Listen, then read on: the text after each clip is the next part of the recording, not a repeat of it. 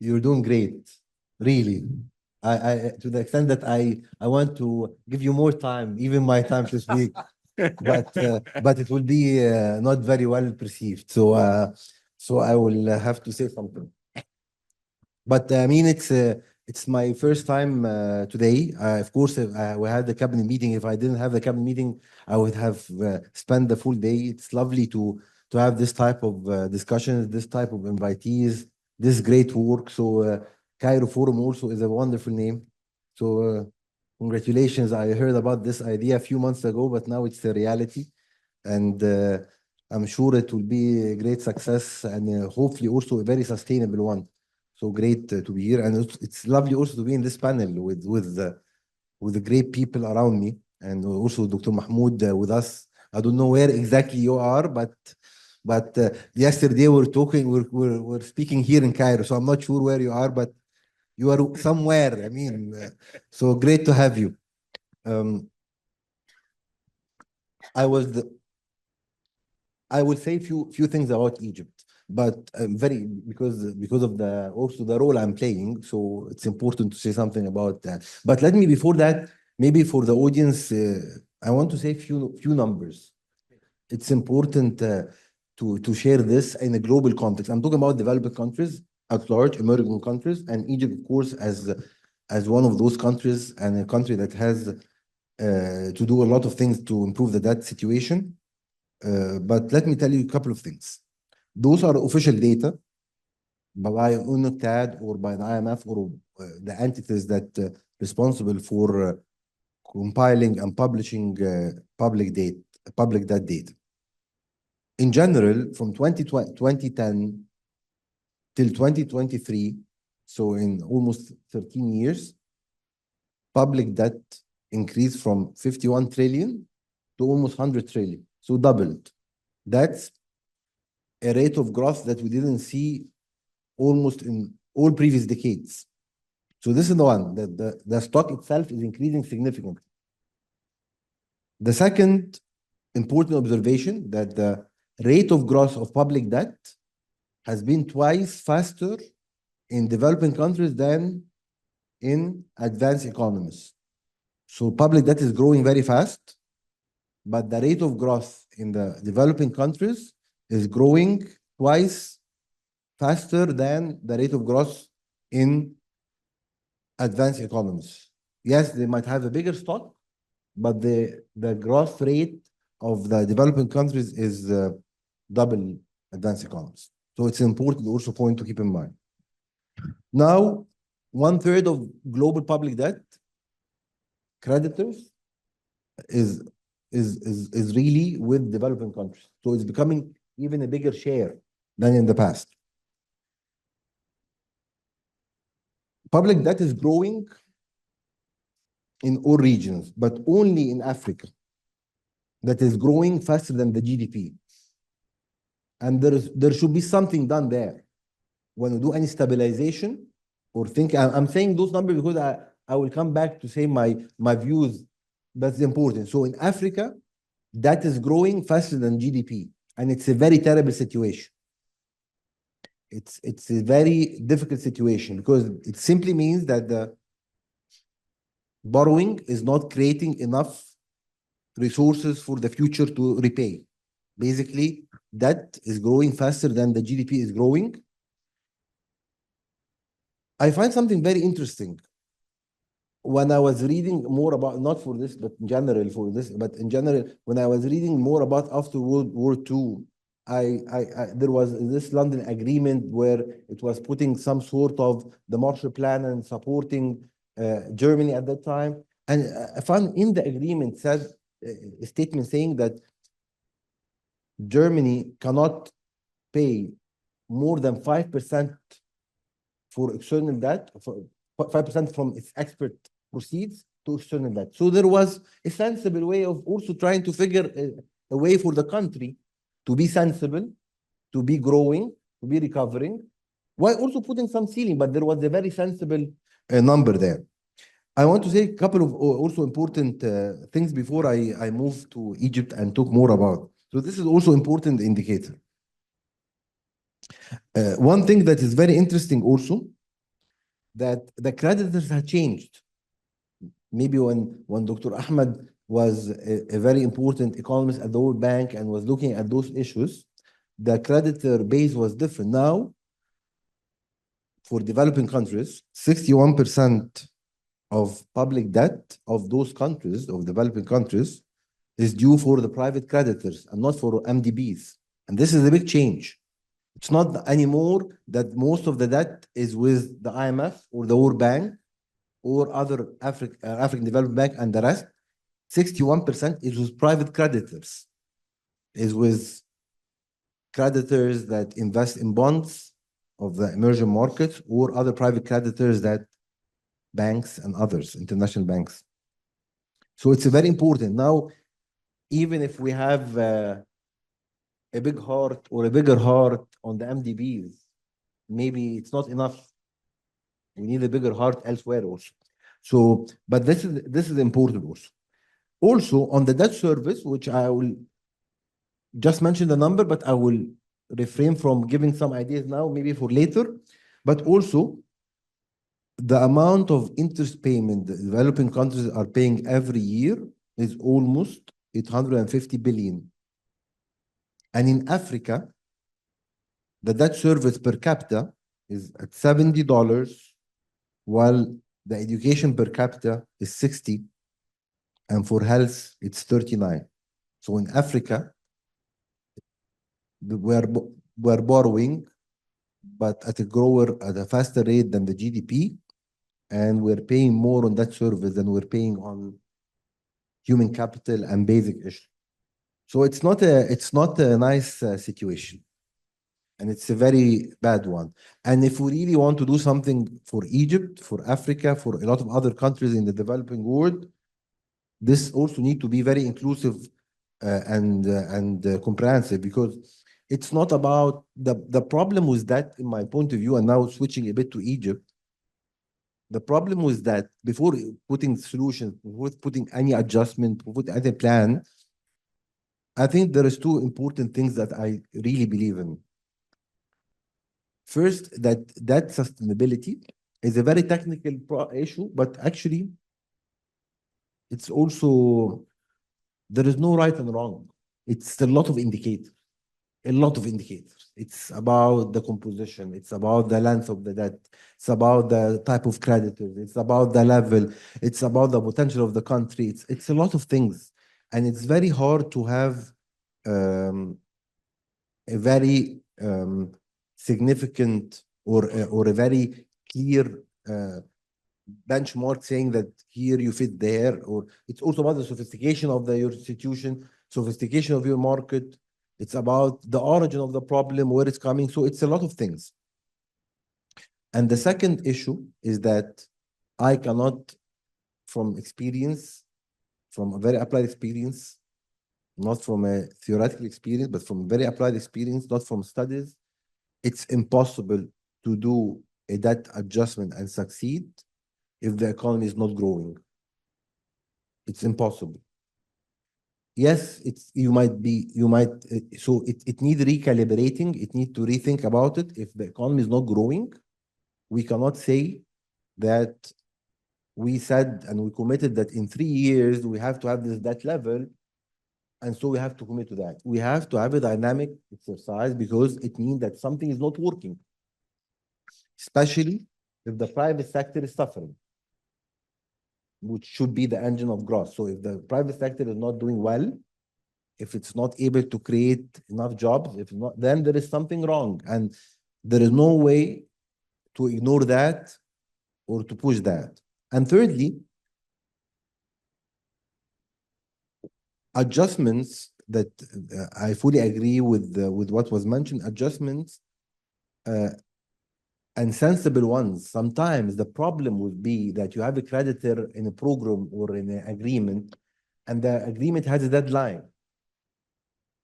But the country doesn't have a deadline. It's much more, it has a bigger time horizon. So it's very difficult sometimes in those type of agreements that, of course, the creditor want to have the biggest achievement during this timeline, because you have an agreement. So it's always also a problem. It creates a problem, because maybe it's more sensible to do the same issue, but over 5 years, but not over 3 years. So this is a problem that I'm just mentioning, and it's a problem that we need to think about for Egypt and for others, how to build this uh, uh, uh, to have the same sensible adjustment in terms of speed, sorry, in terms of size, but also time can be a way of creating things. But the problem then is the agreement and the timing of the agreement. But now coming back more to Egypt. So in Egypt case, I think how to deal with the debt level and the debt stock and how to reduce it. And I think I cannot repeat it better, but I cannot think of any other way except first of all to ensure that the economy is growing back by the private sector at a decent level. And if you can achieve this and make sure that the economy is growing and picking, then big part, not all, but a big part of your problem is starting to be resolved. It will help you tremendously, but it has to be a real source of growth. It has to be a source of growth that is more sustainable, that's coming from real sectors and from sectors that is very important. So this is, to me, key. This is why even we have an IMF program, we have commitments, but it does not exclude that we as authorities should also maybe identify new priorities. And that's what we did. We did, and by the way, it doesn't have to be against what we have committed to. It might be complementary. We said one key priority, we will do tax reforms that is key for the business community, that's key for building trust. And that will bring us more money, by the way, than doing only the standard way of thinking of raising here or putting more burden. I believe that this will be a very important source for dealing with the debt problem.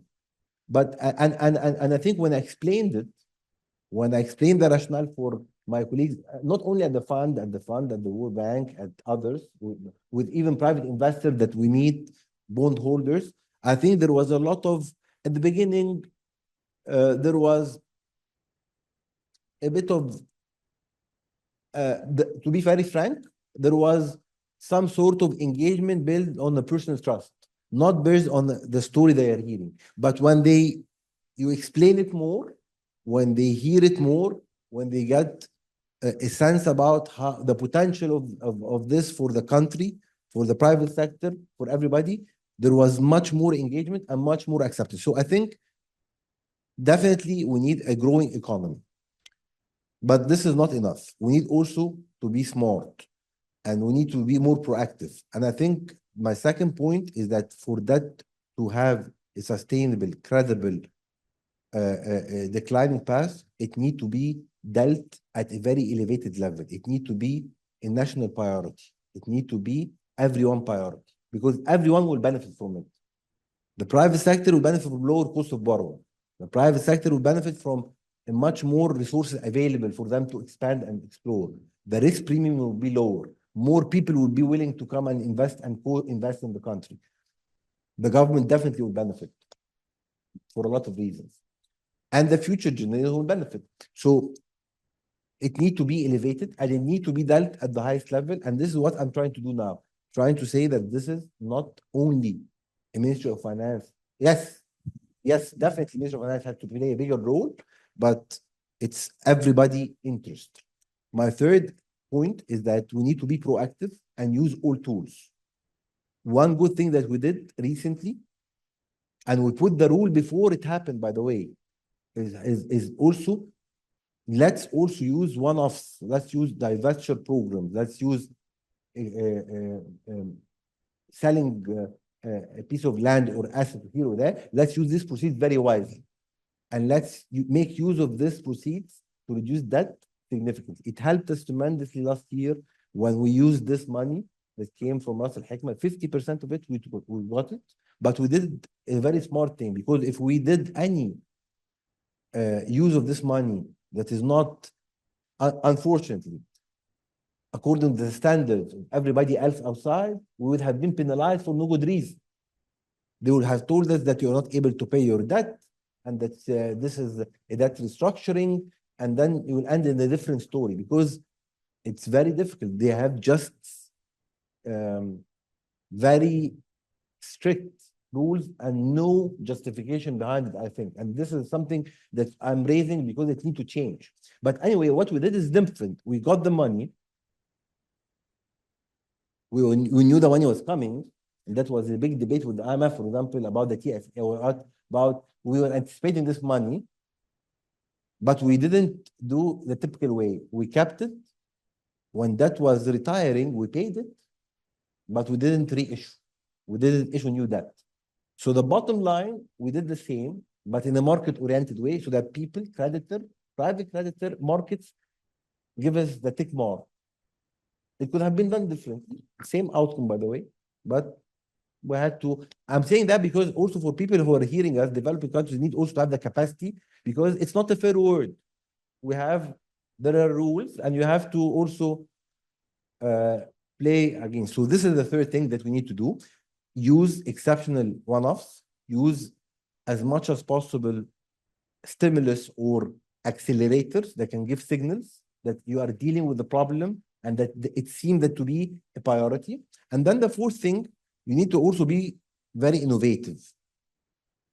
That for nature is important. This is something that I believe there is a bigger role for everybody to play. There is debt, and there is commitment by the advanced economies for developing countries that is not happening and will not happen. And we keep asking that they are not making the commitment. And this is an argument that is nice to hear it every year. And we'll keep hearing it. And I don't think anything will do anything with it. So one thing is to change the situation and say, okay, you are not putting new commitments. We have commitment to you. Let's make something of good use in that regard. So instead of paying you back, let us put this into a new investment that fits the global agenda. Let's put this new investment in doing something good to reduce carbon emission, to do more sustainable outcomes, to improve health or education. And I think this can be a very, very solid way of thinking. It can be a lot of other things. It can be turning some deposits or liabilities or loans into something. Can be something big, because this is a much more possible way. It's much more credible way, and it will not create a lot of problems. So I'll stop here. I have a lot of other issues, but I will stop here for now. I see zeros. So that's not bad. No, it means that Extra. it's open-ended. Yes. Now you can talk for the next hour. It's okay. I mean, it's very difficult to answer very complicated questions and complex ones in a very short period. So bear with me, because I will be very also brief. We're all very tired, but that's exactly what I want to say. What is the mistake? Why this time can be done better? I would rephrase what the gentleman said, because I'm sure that there is a misinterpretation of what you meant. But if you want to borrow more, then how you can reduce the debt? I mean, this is the glimpse of what your question, I would say. That's why I'm starting the question by saying that for a debt to be sustainable and to be really dealt with and not to be repeated, it should be in national interest. It's not all that, because at the end of the day, it's not only about the project and the rate of return, because you can still borrow for health and education, and this have a social rate of return. But if it's a national level, then we should also not push so hard to overspend on other issues when we don't have the capacity to do it. So it has to be a national issue, not only at the Ministry of Finance level or the government level, but at the public level, at the political level, for everybody to know that if the private sector is coming for initiative, they must know that if we cannot have the money to support that, then we need to readjust together. It's not about asking and insisting on asking and leaving thinking that you gained at the expense of others. We need to have a credible thing. So it should be dealt at the national level, and it should be a national priority. And it means that there will be trade-offs and priorities, and that we should deal with that in a way that enable the country to deal with that. But this is number one. Number two, for this to be politically feasible, we need to, again, believe and really have the the genuine understanding that private sector need to play a bigger role. It need to play a bigger role. It need to play a bigger role. It need to play a bigger role, and we need all to help in that. And this should be genuine belief. The more they can do, of course, in a competitive environment, in an environment that can be also very transparent, the better. The best thing for a government is to get its share in the taxes, not what happened in the past that we don't give a very big role for the private sector and we do something else. We give them too much tax incentives, which is the worst situation. So you don't get a collection of your revenues and you give a lower share. What we need to do is to give them a very big share and actually to get the normal return, which is a tax share from their profits. Our role is to make them make more profits and for us to get our share. This is the balanced way. If we have this balance, then it's a much easier solution. So I think we need to focus on those two things: how to make this a national priority, how to give the private sector a bigger role, then how to get our also decent share from their profits by having to collect our taxes in a very efficient and simple way. This year we'll be implementing what we have announced fully. We're hoping that this will be will show the example that by doing the right things, this is the debate always, that tax administration can be seen by a lot of institutions that this is not of significance. I think it can be of huge significance, equally as a policy reforms, and I'm betting on that. I hope that I don't lose at the end, but it's a risk. It's a risk. Of course, we'll be doing all the effort to make it succeed because the symbol of it is important. Trust is important. By building trust and having everybody contributing is very important. The gains of it is much bigger than numbers here or there. So I'm hoping that we'll win at the end of the year. I'm hoping for that.